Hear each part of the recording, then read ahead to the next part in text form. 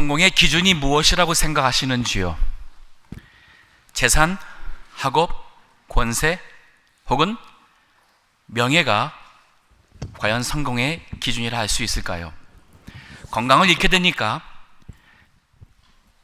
재산도 또 권세도 명예도 아무 의미가 없음을 우리 주변에서 보게 됩니다. 건강하다 한들 지나가는 세월 앞에서 산다는 것은 참 허무하고 또 아쉬움이 많은 것을 우리 주변에서 또 계속 보게 됩니다. 지난 여러 달 구역 예배를 통해서 또 대신방을 통해서 우리 동부 가족들을 개인적으로 만나게 되고 또 지나온 세월에 대해서 알게 되고 또 지금의 사는 상태를 보는 그러한 참 기쁨의 시간을 많이 가졌습니다. 그것을 통해서 참 우리 교회에 보니까 과거에 그래도 꽤 유명한 명문대 나오신 분도 계시고 한때는 참 부유한 가정에서 자라는 그러한 참 복된 분도 계셨고 이민 생활에 나름 열심히 해서 우리 세상 사람들이 말하는 그래도 성공한 삶을 살다 은퇴하신 그런 분도 많이 만나보았습니다. 참 젊었을 때 봤다면은 선남, 선녀라 할 수 있는 그러한 참 분들 많이 보았습니다. 하지만 그러면서 항상 머릿속에 떠오르는 구절이 있어요. 모든 인생, 그 육신은 풀과 같고 그 육신의 자랑은 불의 꽃과 같아서 풀은 마르고 꽃은 떨어지되 하나님의 여호와의 말씀은 세세토록 있도다 하신 그 말씀이 늘 생각이 납니다. 과연 성공이 무엇일까요? 또 복이란 것이 무엇일까요? 오늘 저는 이 말씀을 우리 동부교회 가정의 달을 맞아서 가정이 하나님의 복을 받고 참 그 축복된 삶을 살아가기를 원하는 그러한 기원의 마음으로 오늘 본문의 말씀을 준비했습니다. 그 제목이 축복하나이다. 우리 목회자의 마음으로서 온 성도 가정들이 하나님의 축복을 받기를 원하는 그 말씀인데 거기에 대해서 오늘 본문에 세 가지 권면이 나옵니다. 하나님의 복을 주시는 하나님께서 주시는 복을 위한 권면 세 가지가 나오는데 첫째는 복을 받는 사람에 대한 권면이 나오고 둘째는 그 받는 복의 내용이 나오고 마지막으로 복을 위한 기원이 오늘 본문의 내용이 됩니다. 자, 우리 먼저 하나님의 주시는 복을 받는 사람이 과연 누구인가? 1절 말씀에 시작을 하는데 1절 보겠습니다. 여호와를 경외하며 그 도를 행하는 자마다 복이 있도다. 여호와의 복을 받는 사람이 두 가지였습니다. 여기 나옵니다. 여호와를 경외하며 그 도에 행하는 자, 이 사람이 복을 받는다고 합니다. 종종 우리는 항상 복에 대해서 관심이 많습니다.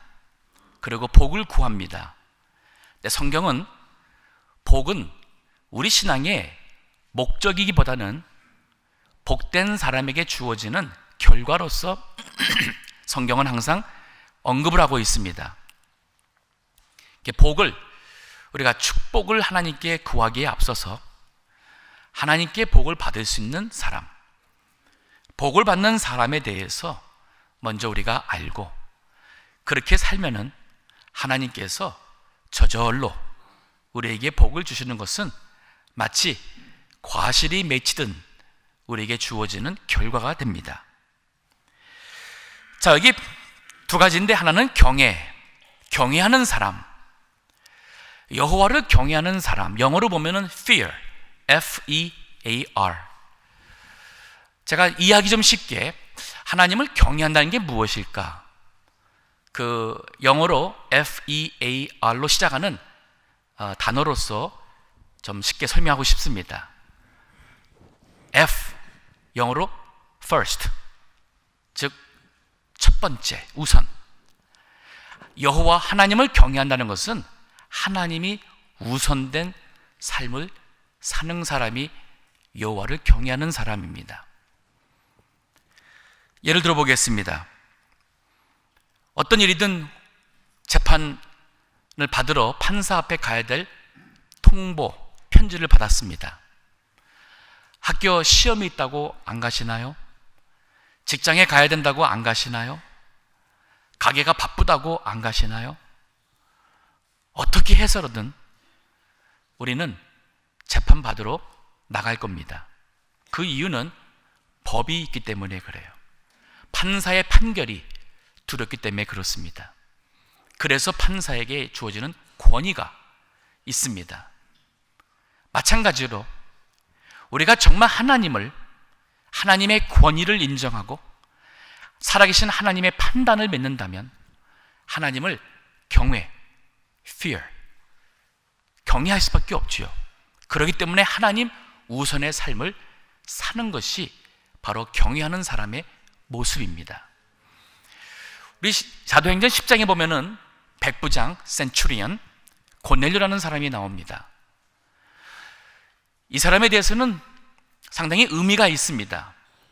왜냐하면 사도행전이 복음이 처음 예루살렘에서부터 그 다음에는 온 유대 지방으로, 그 다음에는 사마리아 지방으로 더 넘어서 이방인 땅끝까지 전파되는 그 복음의 전파 기록이 있는데, 사도행전 10장에서 나오는 고넬료는 바로 이방 사람의 대표를 할 수 있는 로마 군인의 100명을 거스리는 백부장에게 복음이 공식적으로 사도 베드로를 통하여 처음 전파되는 기록입니다.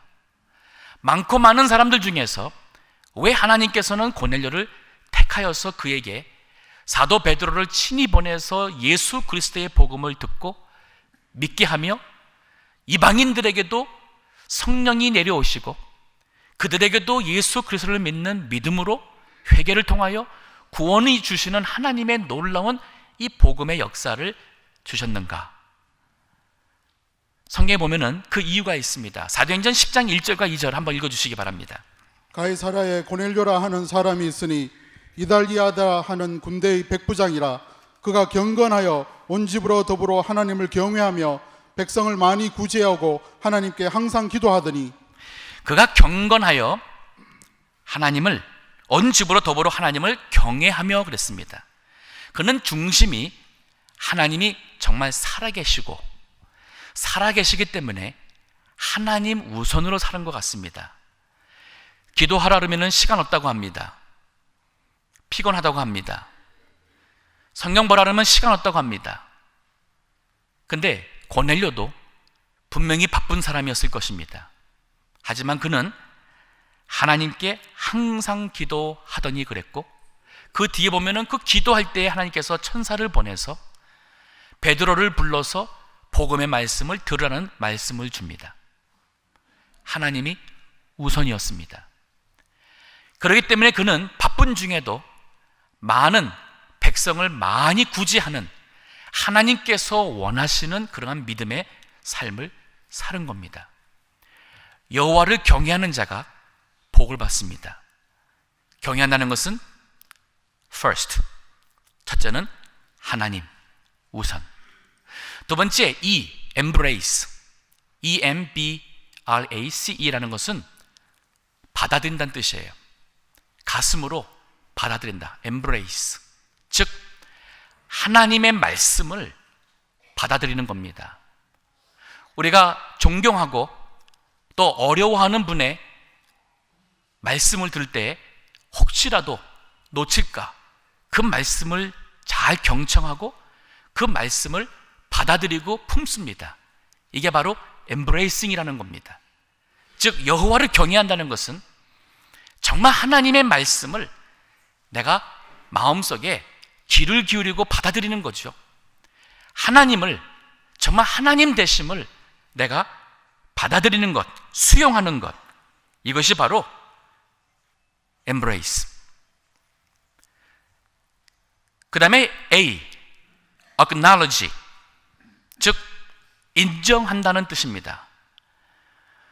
우리 잠언 3장 6절과 7절에 보면은 너는 범사의 그를 인정하라, 그리하면 내 길을 지도하시리라. 너는 범사의 그를 인정하라. 그러면서 그 다음 절에 보니 스스로 스스로 지혜롭게 여기지 말지어다. 여호와를 경외하며 악에서 떠날지어다 그랬습니다. 여호와를 인정하는 사람은 스스로 지혜롭게 여기지 않습니다. 왜냐하면 이것은 내가 한 것이 아니고 하나님께서 하셨고 하나님께서 주셨고 내게 있는 것도 하나님의 것인 줄 인정하기 때문에 자신에게 스스롭게 지혜롭게 여기지를 않을 것입니다. 그럼 뭐 합니까? 여호와를 인정하는 자, 바로 여호와를 경외하며 악에서 떠나는 자가 된다고 말하고 있습니다. 나는 여호와를 경외한다. 이 말은 항상 하나님이 내 삶 속에 우선이요, 그분의 말씀을 내가 받으며 수용하며 그분을 삶 속의 모든 것을 인정하며, 그 다음에 R은 repent, 회개하는 겁니다.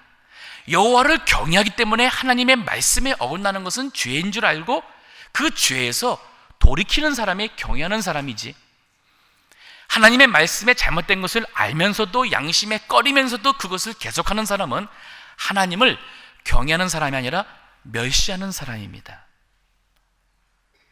또한 여기에 R은 respect, 존경하다, 존중하다는 의미가 있습니다. 복 있는 사람, 여호와를 경외하는 자.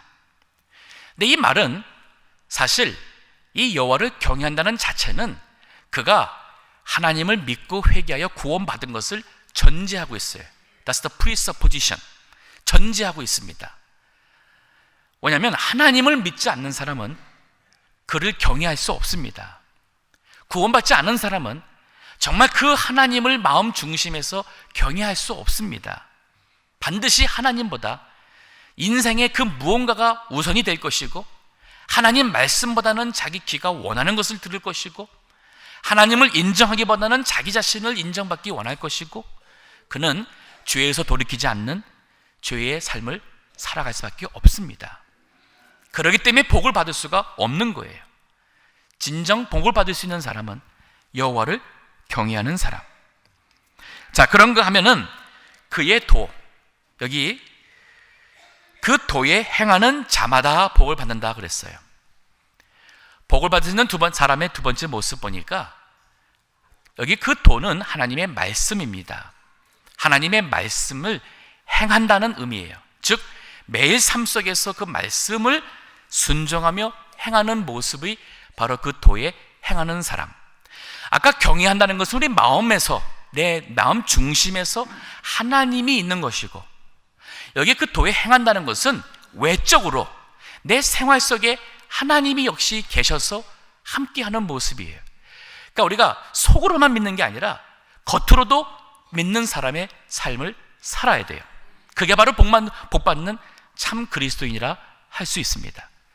자, 여호수아 1장 7절과 8절의 말씀 읽어주시기 바랍니다. 오직 너는 마음을 강하게 하고 극히 담대히 하여 나의 종 모세가 내게 명한 율법을 다 지켜 행하고 좌로나 우로나 치우치지 말라. 그리하면 어디로 가든지 형통하리니 이 율법책을 내 입에서 떠나지 말게 하며 주야로 그것을 묵상하여 그 가운데 기록한 대로 다 지켜 행하라. 그리하면 내 길이 평탄하게 될 것이라. 네가 형통하리라. 내게 명한 율법을 다 지켜 행하고 좌로나 우로나 치우치지 마라. 여기 다라는 단어가 들어갔어요. 다. 내 마음에 거부감이 없는 것은 지키고, 내 마음에 거부감 있는 것은 제껴놓고가 아닙니다. 또 좌로나 우로나 치우치지 말라고 그랬습니다. 오늘날 기독교는 좌로나 우로 치우치는 큰 신앙이 있습니다. 하나는 자유주의 신앙, 또 하나는 신비주의 신앙입니다. 하나님의 말씀을 다 지켜 행하기에는 이성적으로 이해가 안 되고 과학적으로 설명이 안 된다 하여서 하나님의 말씀의 일부는 저버리고 인간적으로 풀이하고, 그래서 인간의 논리와 인간의 생각으로 하나님의 말씀을 쪼개며 그대로 믿는 사람은 바로 자유주의 신학입니다. 이 자유주의 신학이 지난 한 200여 년 동부터 기독교를, 정통 기독교를 차근차근 깨뜨리고 무너뜨리고 많은 성도들을 미혹해 왔습니다.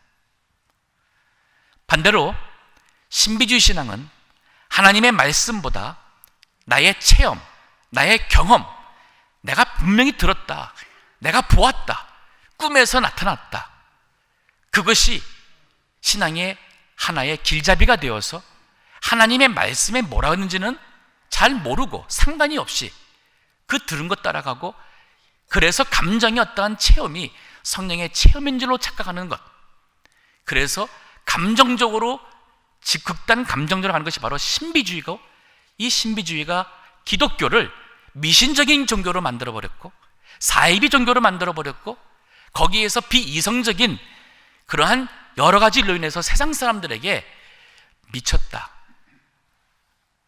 교회 가면은 미친다, 가지 마라. 사실 예수님께 온전히 미치면 세상 사람들이 우리를 보면서 감동을 받습니다.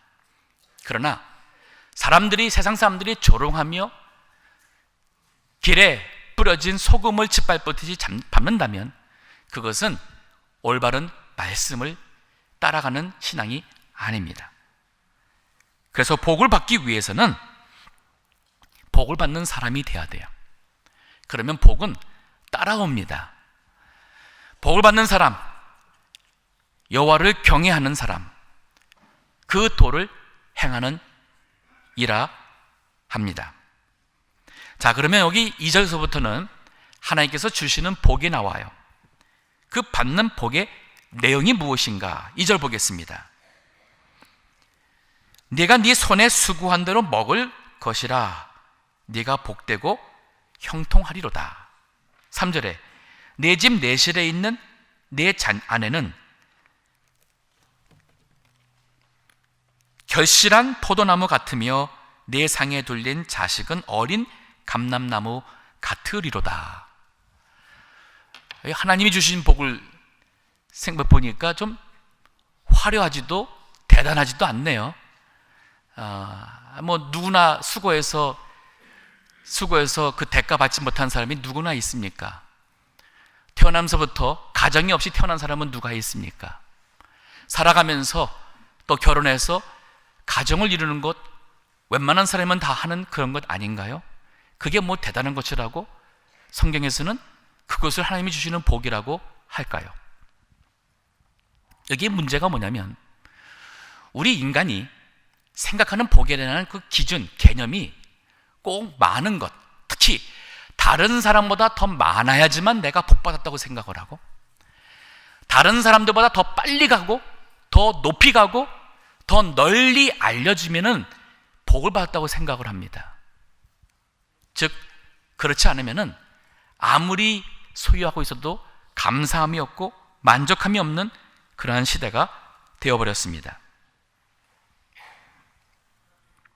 여기 하나님께서 말씀하시는 복을 보니까 지극히 작은 것들이 그것들 좋다 하나님이 주신 복이었어요. 또 복입니다. 또 행복이라는 것이 멀리 있는 것이 아니라 바로 지금 우리가 사는 것 자체가 바로 행복의 순간이요, 행복의 장소가 될 수 있는 것을 말하고 있어요.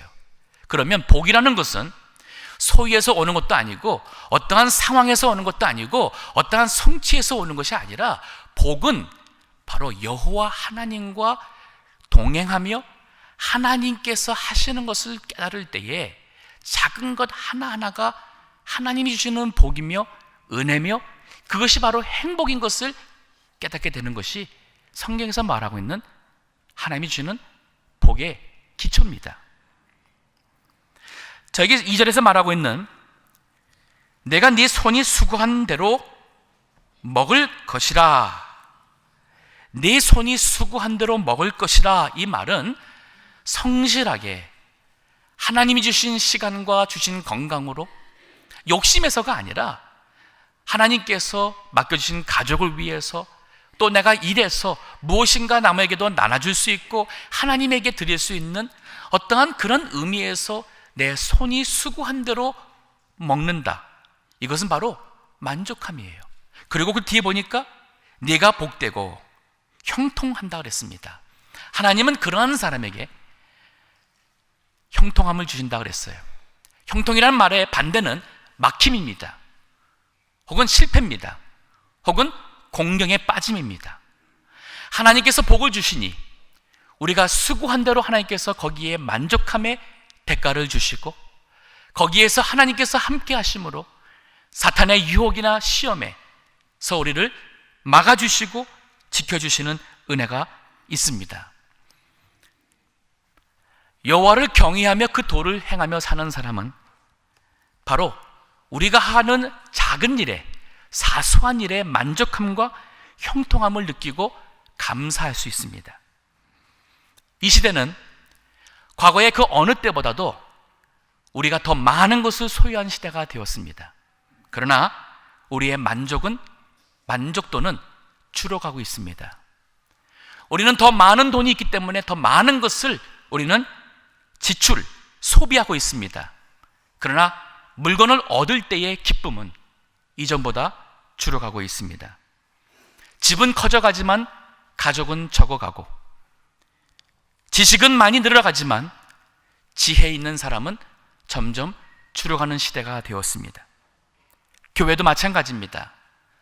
성경 지식은 이전에 수십 년 전의 성도들보다 더 많이 지식은 갖고 있어서 귀는 커졌습니다. 그러나 성경 말씀이 주는 그 은혜, 그 말씀 속에 담기는 하나님의 사랑은 자꾸 식어져 가고 있고 믿음은 건조해 가고 있는 시대가 되었어요. 무엇이 문제예요? 대체 왜 이런가요? 우리가 하나님을 경외하며 그 도에 행하면서 내 손이 수고한 대로 먹는 것의 만족과 감사, 기쁨을 모르는 그 이유가 뭐냐? 그거를 방해하는 두 가지 요소가 있습니다. 하나는 탐심이에요. 이 탐심, 욕심이 문제예요.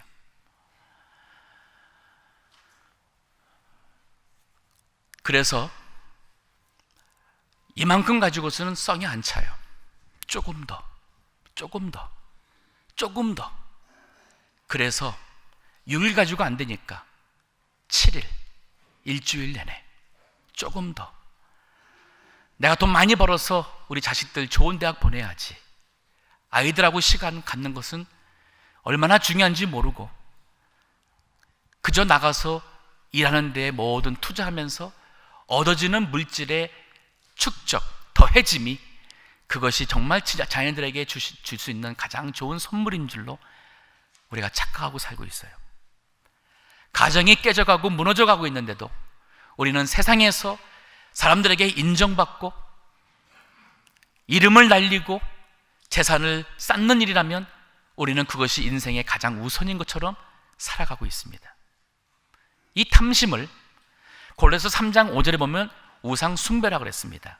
근데 거기에 5가지 땅에 속한 지체를 죽이라고 그랬는데, 그 땅에 속한 지체, 즉 우리가 하나님을 믿지 못할 때에 우리가 살던 우리 마음에 있던 그 동기, 요소들, 우리가 예수를 믿은 다음에도 하나님의 인도함에서 벗어나서 성령의 인도함을 따라 살지 못하게 하는 이 요소 5가지가 나오는데, 첫 번째 보면은 음란과, 두 번째는 부정과, 세 번째는 사욕과, 네 번째는 악한 정욕과, 5번째는 탐심을 버리라 했어요. 그러면 탐심은 음란과 같은 심각한 죄라는 겁니다. 우리는 성적인 범죄하면은 그거는 안 되는데 우리는 그것은 마치 큰 잘못한 것처럼 우리 판단하지요. 그러나 자기 마음속에 있는 이 욕심, 탐심은 지금 이 시대의 자본주의를 무너뜨리는 것은 민주주의가 아니에요. 탐심이에요. 가진 자는 더 가지려고 하고, 가진 자는 어떻게든지 법을 이용해서 세금을 안 내고 자기의 부의 부를 축적하며 자기의 그 부의 축적이 바로 성공의 기준인 양 살아가기 때문에 이것이 이 사회를 무너뜨리는 것입니다. 탐심 죄예요. 회개해야 될, 음란과 같은 회개해야 될 죄입니다. 부정이잖아요. 법을 어겨가면서 부정해서 정치인의 생애를 마치는 사람이 얼마나 많습니까? 사욕, 나 개인 이기심을 위해서 내가 원하는 것 사욕입니다. 악한 정욕은 내가 원하는 것을 위해서 다른 사람을 해하는 그런 것이 바로 악한 정욕입니다. 그거와 같이 탐심도 죄라 그랬어요.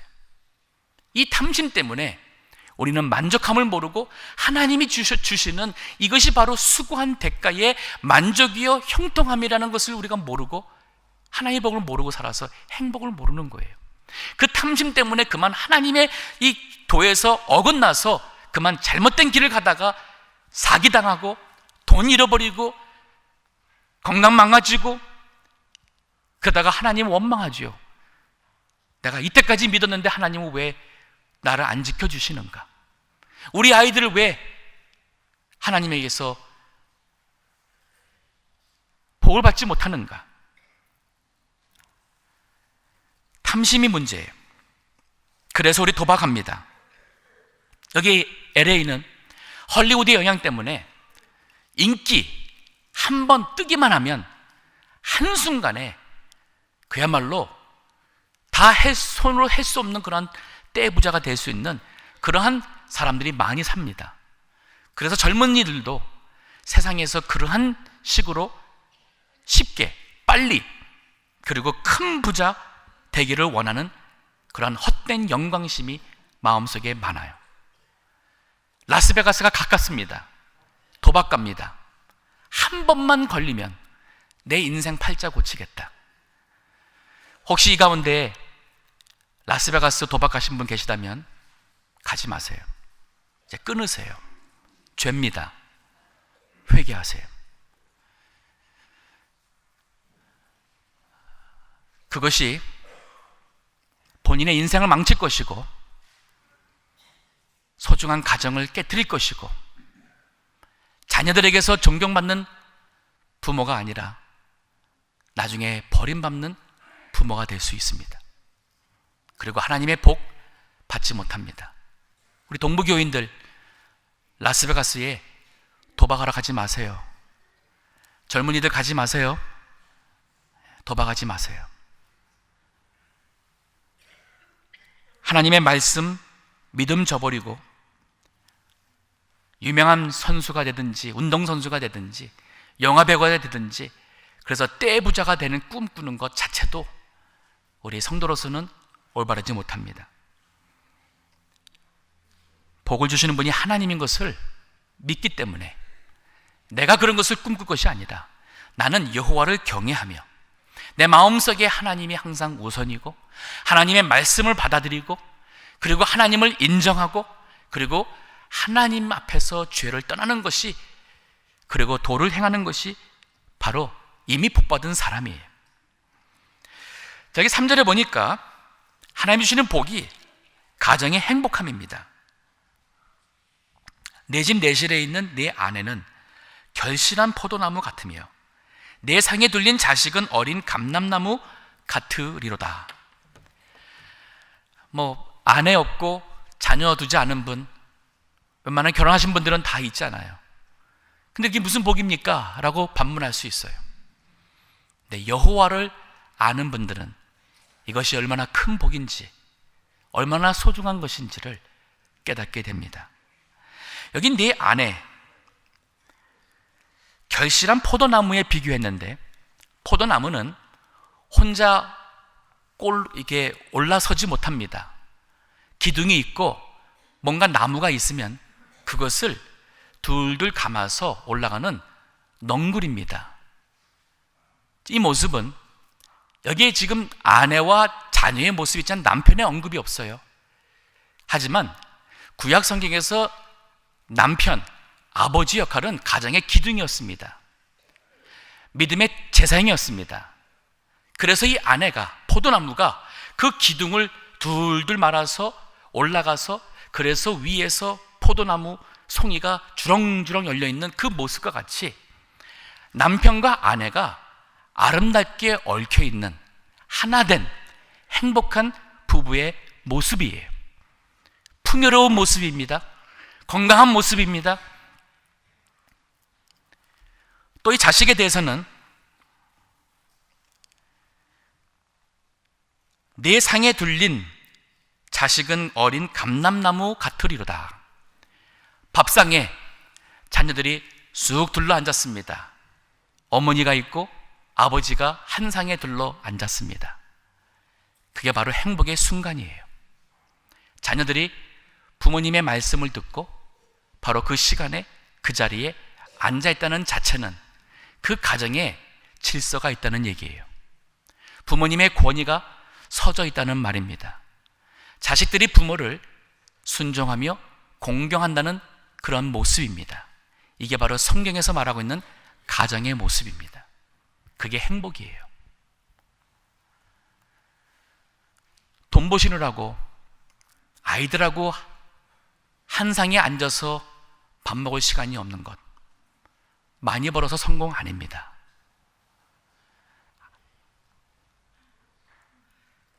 많은 사람을 봤습니다. 돈 많이 벌었고 세상에서 꽤 유명하고 혹은 힘 있는 사람도 많이 봤습니다. 내 가정이 깨지고 자녀들이 부모를 떠나서 연락도 하지 않는 경우에 세상 사람들은 그들을 볼 때 부러워하는데 개인적으로 대화를 많이 해봤습니다. 한결같이 마음에 행복이 없습니다. 마음에 죄책감이 있어요. 가정을 놓치면, 자녀를 놓치면 이 세상의 모든 것을 다 가지고 다 해봤고 올라가도 행복하지 않습니다. 어떤 학생이, 학교에서 선생이 가장 존경하는 사람이 누군지 그에 대해서 쓰라는 그 글을 쓰라는 숙제를 주었다고 합니다. 친구들은 아브라함 링컨, 조지 워싱턴 뭐 이러한 사람들에 대해서 썼는데 그 학생은 자기 아버지, 어머니를 썼대요. 그때서 그 부모님이 세상적으로 유명한 사람 아닙니다. 자녀들에게 존경받는 아버지와 어머니라면 성공 이미 하셨습니다. 신앙의 가정이라면 그 부모님은 정말 여호와를 경외하며 그 도에 행하는 그러한 복 있는 사람의 삶을 살아오셨을 겁니다. 부모님께서 정말 하나님을 경외하는 신앙생활을 하도록 하세요. 주일날 교회 가야 된다. 교회 가자. 나 친구 만나러 가야 돼요. 나 숙제해야 돼요. 학원 선생이 오랬어요.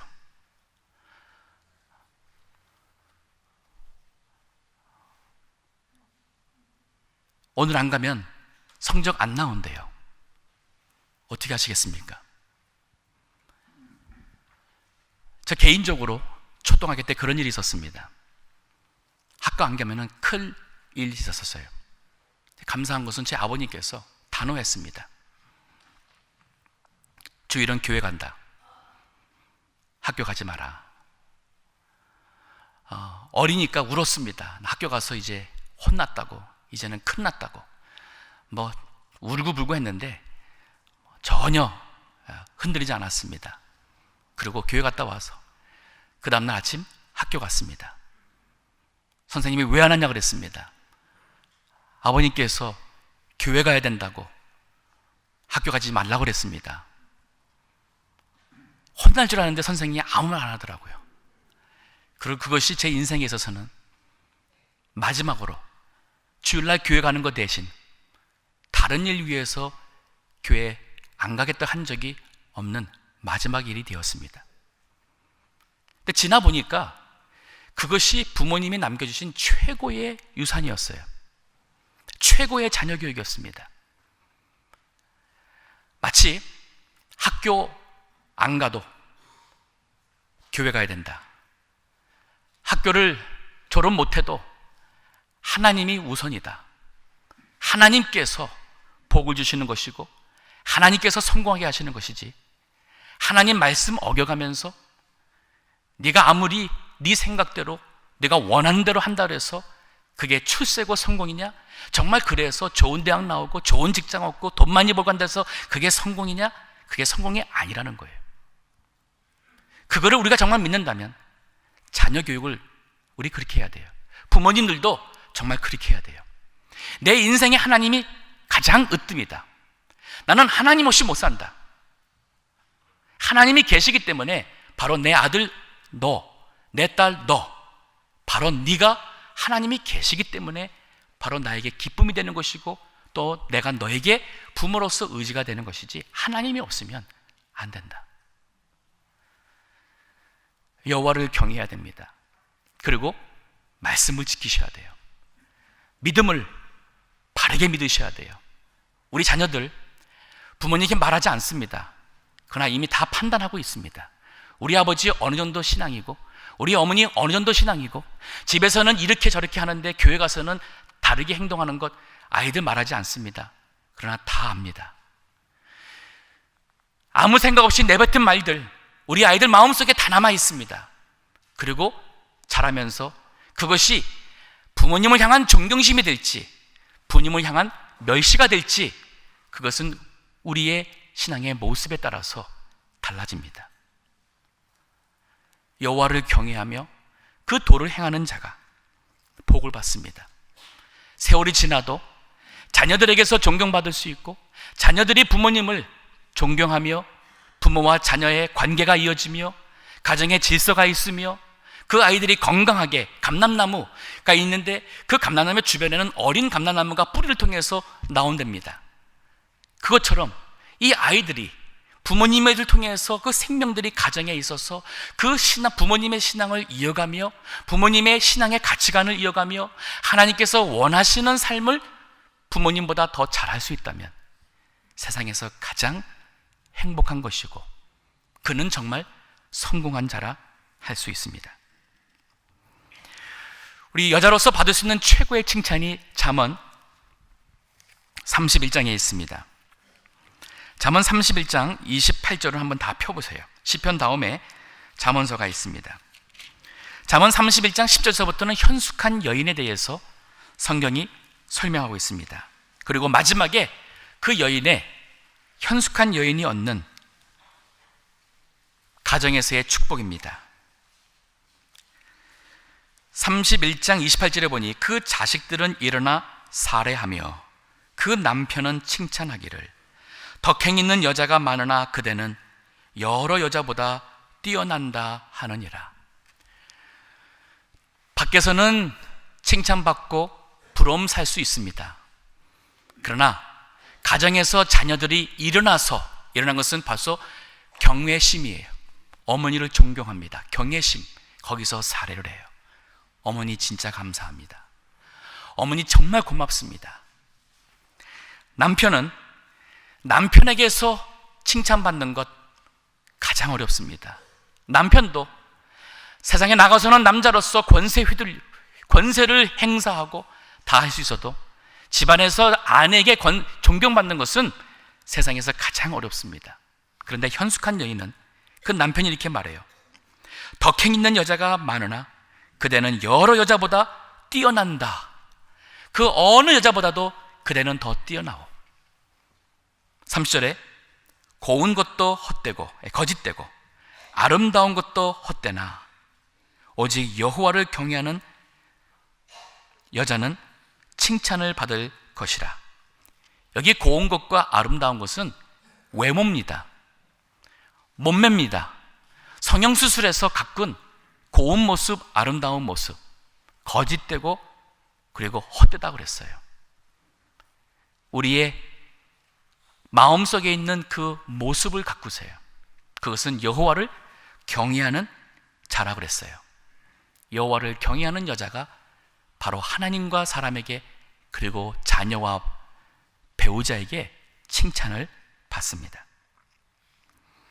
우리 교회 권사님들 참 많으신 것 같아요. 남자보다 여자분들이 더 많은 것 같습니다. 이 세상 떠나기 전에 배우자에게서, 자녀들에게서 이러한 아름다운 칭찬받을 수 있는 그러한 여성도가 된다면 그것이 바로 하나님이 주시는 축복입니다. 여기 있는 자녀들을 위해서, 자녀들이 오늘 어버이날인데 부모에게 할 수 있는 최고의 효도, 어릴 적에는 부모님의 말씀을 잘 듣는 거예요. 이 중고등부 학생들 부모님의 말씀 잘 듣는 게 효도예요. 하지만 우리가 커서는 부모님에게 효도하는 것은 첫째, 부모 곁에 가까이 있어서 손발이 되어주는 겁니다. 아무리 똑똑하고 좋은 직장, 유명해서 멀리 가 있으면, 그래서 1년에 한 번씩은 꼬박꼬박 찾아온다 한다면 죄송하지만 마음은 있어도 효자로서, 효녀로서 살 수 없습니다. 아무리 부족한 게 많아도 바로 부모 곁에서 손발이 되어주는 자녀가 진정 부모에게 효도하는 겁니다. 제가 신방 다니면서 그런 것을 참 많이 봐요. 그래서 그런지 종종 양로원이나 이런 데 가게 되면 우리 아들 왔다 갔습니다, 우리 딸 왔다 갔습니다, 이런 얘기하는 것이 자랑처럼 말하시는 분들이 있어요.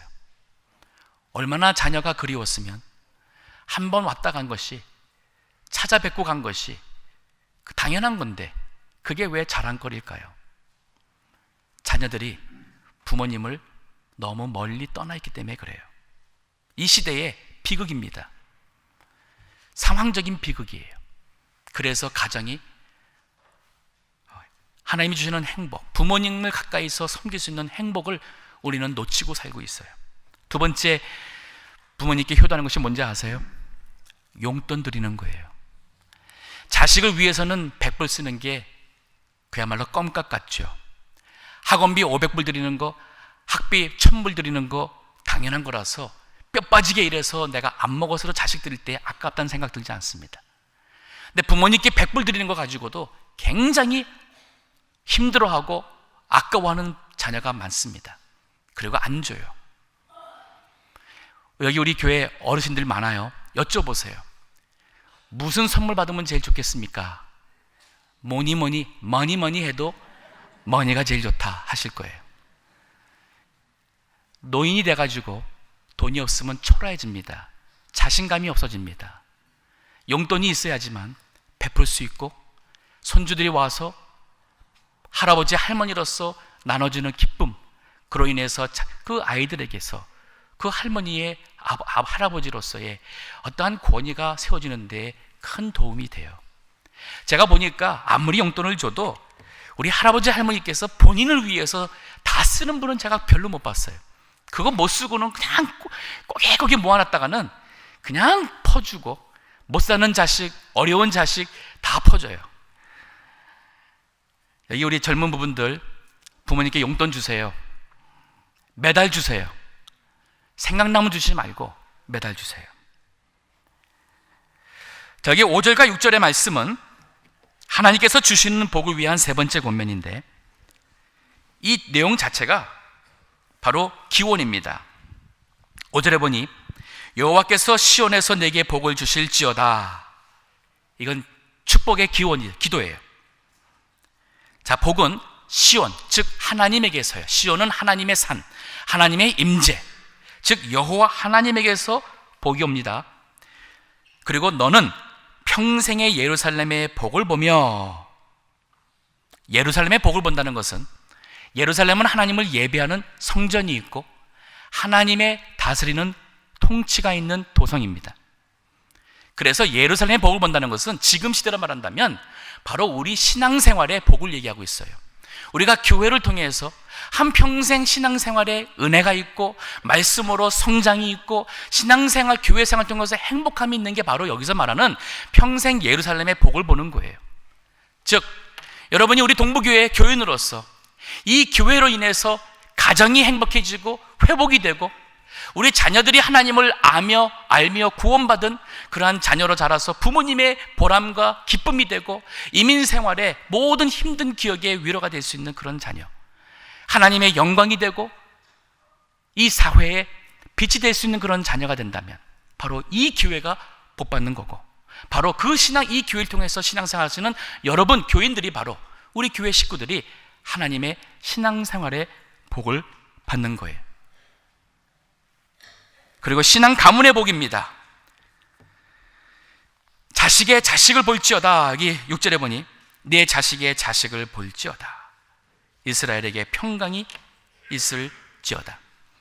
하나님께서 가정해 주시는 또 하나의 최고의 복은 바로 신앙의 가문이 대대로 이어져 가는 것입니다.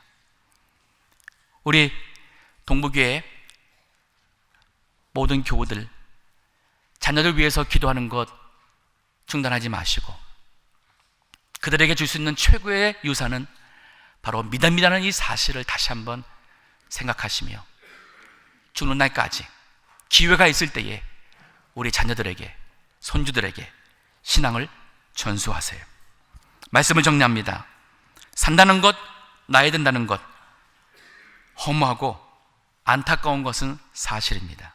그러나 오늘 본문의 말씀처럼 여호와를 경외하며 그 도를 행함으로써 하나님이 주시는 복을 받는다면 우리에게 있는 모든 것이 다 축복이고 우리에게 주어지는 순간들이 다 행복이 됩니다. 그래서 죽는 것도 아름다운 죽음, 감동의 죽음, 은혜가 충만한 가운데 죽음을 맞이할 수 있는 그러한 날이 됩니다. 인생 최고의 날, 한평생 나와 함께 하셔 복을 주신 여호와 하나님으로 인해서 이제 이 세상의 모든 것을 이제는 다 정리하고 하나님 품에 천국으로 가는 그날, 죽는 날이 되지 않을까요? 기도하겠습니다.